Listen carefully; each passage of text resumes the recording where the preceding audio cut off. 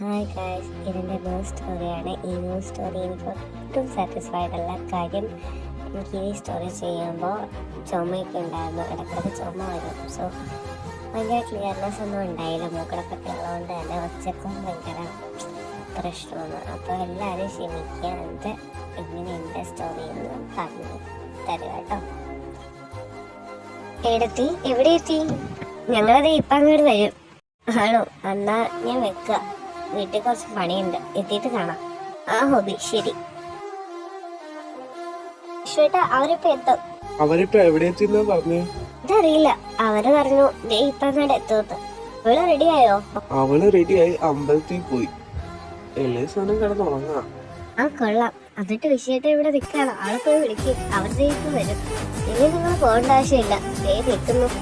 വസുന്ധര എന്റെ കണ്ണീരിലും പോയാൽ നോക്കി. അച്ഛാ കളിയാക്കല്ലേ, ഞാൻ രാവിലെ വിളിച്ചതിനാണല്ലോ നിങ്ങൾ ഇങ്ങനെ പറയുന്നത്. ഞാൻ പോകുന്നു. അയ്യോ പോയേ, ഇന്നെന്റെ മോളെ കാണാൻ ഒരു പ്രത്യേക ഭംഗിയുണ്ട് കേട്ടോ. ഓ മതി നിർത്ത്, അവളെന്താ വരാത്തെ? ഇത്ര നേരമായല്ലോ. ഞാൻ നീ വന്നു. എന്ത് പറ്റി നോക്ക്? എനിക്കെന്ത് പറ്റാൻ? എനിക്കൊന്നും പറ്റിയില്ല. അല്ല, രാവിലെ കുളിച്ചിരിക്കാൻ വേണ്ടി വിളിച്ചതാ. അതോ എന്റെ ചേച്ചിക്കുട്ടിയുടെ പെണ്ണുകാലിന് ഞാൻ വേട്ടെ. ആഹാ, അത് കൊള്ളാലോ.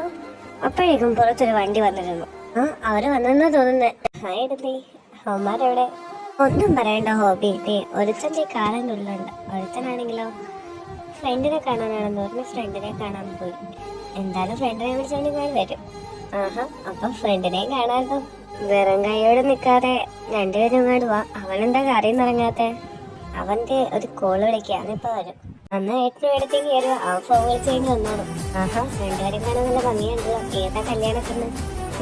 ഇതാ കല്യാണ പെണ്ണ്. മോളിന്ന് വന്നേ. എന്താ ആന്റി?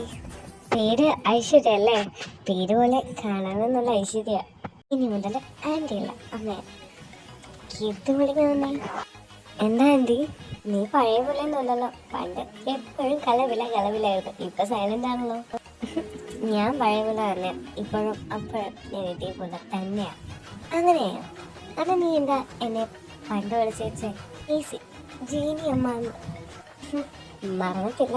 എന്നാ ഇനി എന്നെ നീ അമ്മ എന്ന് വിളിച്ചത് കേട്ടോ? ശരി, ഉത്തരവ് പോലെ. കഴിഞ്ഞോ? ഐഷു, നീ പോയി തരുണിനെ വിളിച്ചോണ്ട് വാ. ശരി അമ്മ, ഞാനും വരുന്നു. വാ.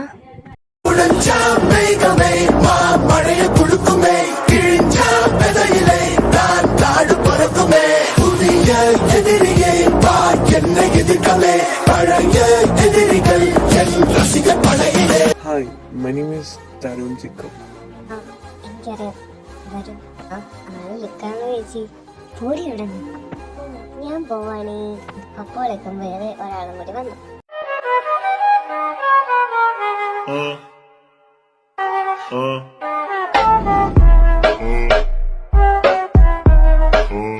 ആ കൊള്ളാം, നീ വന്നോ? ഞങ്ങൾ വീട് കണ്ടിരിക്കാൻ ബൈക്ക് വന്നു. വീട് കണ്ടുപിടിക്കാൻ അത്ര പ്രശ്നമൊന്നും ഉണ്ടായില്ല. അതൊക്കെ പോട്ടെ. ഇതാണ് ഞാൻ കല്യാണം കഴിക്കാൻ പോകുന്ന പെണ്ണ്. അവളുടെ പേര് ഐശ്വര്യ. പിന്നെ ഇവള് കീർത്തി, ഇവളുടെ അനിയത്തി അല്ലേ? അത് നിനക്കെങ്ങനെ മനസ്സിലായി ഇവളുടെ അനിയത്തിയാണെന്ന്? നിങ്ങൾ തമ്മിൽ നേരത്തെ കണ്ടിട്ടുണ്ട് അല്ലേ കീർത്തി?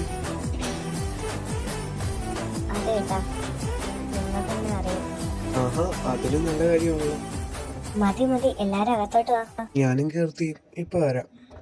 ശരി, നിങ്ങൾ സംസാരിക്കും. അങ്ങനെ അവർ പോയി. എന്താ നിന്റെ പ്ലാൻ? എന്ത് പ്ലാൻ? ഒരു പ്ലാനും ഇല്ല. ഞാൻ എല്ലാ കാര്യവും റിവീൽ ചെയ്യാൻ പോവാ. എന്നെ ഇട്ടേച്ച് പോയ ആള് എന്റെ കാര്യത്തിൽ ഇനി ഇടപെടേ വേണ്ട കേട്ടോ? എവിടെയൊക്കെ അടിപൊളിയാ ഞാൻ പോണ്ടേ? എവിടേക്കെങ്കിലും ചാവും. അവൻ ദേഷ്യത്തിൽ അവളുടെ കൈ മുറുക്കെ പിടിച്ചു. കയ്യിന്ന് വിട, എന്റെ കയ്യിന്ന് വിടാൻ ഞാൻ പറഞ്ഞു. ഇല്ലെങ്കിൽ നീ എന്ത് ചെയ്യും?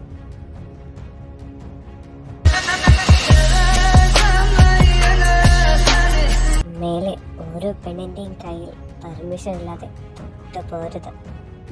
ഇതിനുള്ള റിവെഞ്ച് ഞാൻ ഉറപ്പായിട്ടും എടുത്തിരിക്കും. താൻ പോയി എടുക്കും.